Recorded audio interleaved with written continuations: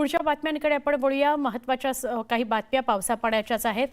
सोलापूरच्या अक्कलकोट तालुक्यात मुसळधार पाऊस झाला। अक्कलकोट ते वाघदेरी रस्ता वाहतुकीकरता बंद झाला। शिरशी गावाजवळ असलेल्या पुलावर पाणी आल्याने अक्कलकोट वाघदेरी वाहतूक बंद करण्यात आली।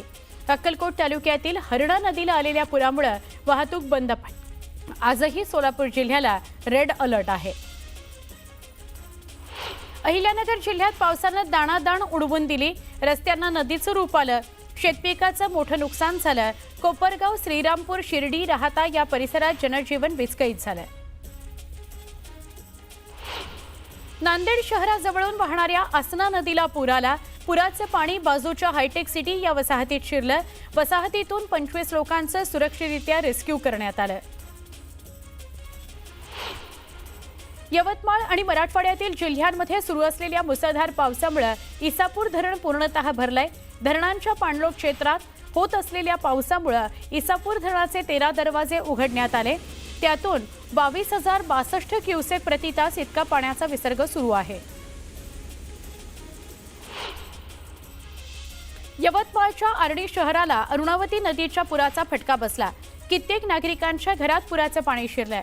सध्या पूर ओसरलाय तरी काही भागात अजूनही पाणी आहे। बीडच्या माजलगाव धरणातून मोठ्या प्रमाणात पाण्याचा विसर्ग केला जातोय। सिंदफणा नदीला पूर आलाय। पुरातून दुचाकी नेण्याचं धाडस शेतकऱ्याच्या चांगलं आलंय, पण वाहून जाणाऱ्या शेतकऱ्याला तरुणांनी वाचवलं। याचा व्हिडिओ सध्या व्हायरल होतोय।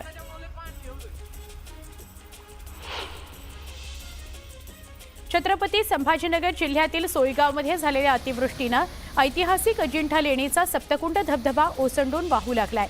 अजिंठा लेणीचा धबधबा वाहू लागल्याने पर्यटकांमध्ये उत्साह आहे। धबधबा पाहण्याकरता पर्यटकांनी गर्दी केली। छत्रपती संभाजीनगर शहरासह जिल्ह्यात मुसळधार पाऊस पडतोय। कन्नड तालुक्यातील शिवना नदीला पूर आलाय। पुरामुळे शहराजवळील महादेव मंदिर परिसरात पाणी शिरलंय।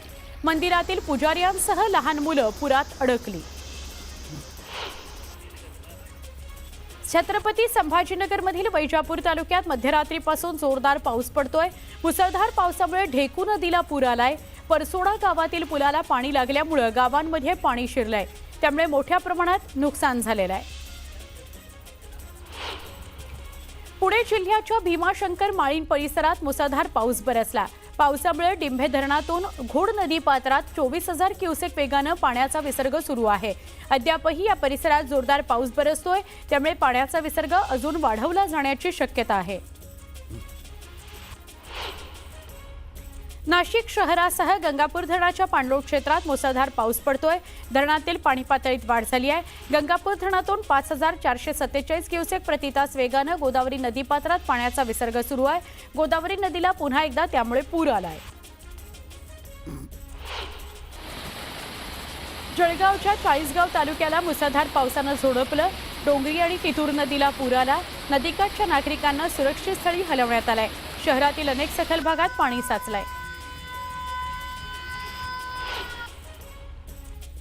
जळगावच्या पाचोरा तालुक्यात मुसळधार पाऊस सुरू आहे। पावसामुळे हिवरा नदीला पूर आलाय। प्रशासनाच्या वतीने खबरदारीचा उपाय म्हणून नदीकाठच्या नागरिकांना सुरक्षित स्थळी हलवण्यात आलंय। सोलापूरच्या बार्शी तालुक्यातील आगळगाव इथल्या चांदणी नदीच्या पाणी पातळीत वाढ झाली आहे। ग्रामस्थांना पुराच्या पाण्यातून कसरत करावी लागते। नदीवरील पुलाची उंची वाढवण्याची मागणी ग्रामस्थांनी केली आहे। अमरावती जिल्ह्यातील नांदगाव खंडेश्वर तालुक्यात अतिवृष्टीमुळे शेतीचं प्रचंड नुकसान झालं। कापणीला आलेलं सोयाबीन पूर्णपणे पाण्यात गेलं। शेतकरी त्यामुळे हवालदिल झाला। हेक्टरी 50,000 रुपये मदत देण्याची मागणी शेतकऱ्यांनी केली आहे। रायगड जिल्ह्यात सर्वदूर वादळी वाऱ्यासह पाऊस सुरू आहे। वादळी वाऱ्यासह पडणाऱ्या पावसाने भात पिकाचं नुकसान केलं। शेतकऱ्याचं त्यामुळे प्रचंड नुकसान होण्याची शक्यता आहे। रायगड जिल्ह्याला आज रेड अलर्ट देण्यात आलाय, त्यामुळे नागरिकांना सतर्क राहण्याच्या सूचना जिल्हा आपत्ती व्यवस्थापनाने केलेल्या आहेत। शिवाय मच्छीमारांना खोल समुद्रात जायला बंदी घालण्यात आलेली आहे। कोल्हापूर शहरासह जिल्ह्यात तब्बल 15 तासांहून अधिक काळ धुवाधार पावसाचा तडाखा बसलाय। त्यामुळे जनजीवन विस्कळीत झालंय।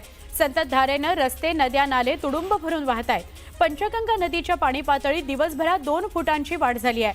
आज जिल्ह्याला ऑरेंज अलर्ट देण्यात आलाय आणि पावसाचा जोर कायम राहण्याची शक्यता आहे। खडकवासला धरण साखळीतील पानशेत, वरसगाव आणि टेमघर धरणांचा पाणीसाठा पूर्ण क्षमतेने म्हणजे 100% झालेला आहे। खडकवासला धरण 94.79% भरलं असून या धरणातून शनिवारी रात्री 9 वाजता मुठा नदीत 6864 क्युसेक विसर्ग सुरू होता। खडकवासला धरणाच्या सांडव्यावरून मुठा नदीत पाण्याचा विसर्ग टप्प्याटप्प्याने वाढलाय। बीड जिल्ह्यात गेल्या 2 दिवसांपासून सुरू असलेल्या अतिवृष्टीने रेल्वे महामार्गाला सुद्धा फटका बसला। परळी परभणी रेल्वे महामार्गावर वडगाव इथं रेल्वे पटरीखालील माती काहीशी दाबली गेली। त्यामुळे रेल्वे प्रशासनाच्या अधिकाऱ्यांच्या निदर्शनास ही गोष्ट आणून देण्यात आली। या परिस्थितीमुळे रेल्वे वाहतूक तात्पुरती थांबवली गेली आहे। लातूर जिल्ह्याच्या जळकोट या तालुक्यातील बेळसावंगी गावाला तिरू नदीच्या पाण्याचा वेढा पडला। त्यामुळे गावाचा संपर्क तुटला। त्यानुसार काही नागरिकांना उदगीर तालुक्यातील वाढवणा इथल्या शाळेत स्थलांतरित करण्यात आलं। मुंबई उपनगरात पहाटेपासूनच मुसळधार पाऊस पडतोय। मुसळधार पावसामुळे सखल भागात पाणी साचलंय। हवामान विभागानं शहराला आज रेड अलर्ट जारी केलाय। पश्चिम रेल्वेवर धावणाऱ्या एसी लोकलला पावसाचा फटका बसलाय। पश्चिम रेल्वेवरील अंधेरी ते भाईंदर दरम्यान धावणाऱ्या एसी लोकलच्या छताला गळती लागल्याने प्रवासी त्रस्त झालेले आहेत। बोरिवली पश्चिमेमधील गोराई जेट्टी इथं नीलम प्राईड हॉटेलजवळ अचानक आलेल्या पावसामुळे शिवसेना शिंदे गटानं नवरात्रीकरता उभारलेला एक गेट कोसळलं। त्यामुळे रस्त्याच्या मधोमध उभारलेला कोळी समाजाच्या पुतळ्याचं नुकसान झालं। मध्य रेल्वेच्या पुणे स्थानकावरून धम्मचक्र प्रवर्तन दिनानिमित्त 1 आणि 2 ऑक्टोबरला पुणे नागपूर पुणे ही विशेष रेल्वे गाडी सोडण्यात येणार आहे। रेल्वेलाही गर्दी असल्याने मध्य रेल्वेनं यंदा नियोजित धावणाऱ्या गाड्यांव्यतिरिक्त पुणे नागपूर पुणे ही विशेष गाडी सोडण्याचं नियोजन केलेलं आहे। मध्य रेल्वेवरील छत्रपती शिवाजी महाराज टर्मिनस हे सर्वाधिक वर्दळीचं स्थानक आहे। या स्थानकातून दररोज सरासरी 11 लाख प्रवाशांचा प्रवास होतो। पुढच्या महिन्यामध्ये कुलाबा सिप्स वांद्रे हा भुयारी मार्ग मेट्रो भुयारी मार्ग 3 हा खुला करण्यात येणार आहे। या मार्गात CSMT हेही स्थानक येणार आहे। देशातील पहिल्या बुलेट ट्रेन प्रकल्पाचा 50 किलोमीटरचा भाग गुजरातमधील सुरत ते बिलीमोरा या दरम्यान 2027 मध्ये सुरू होईल।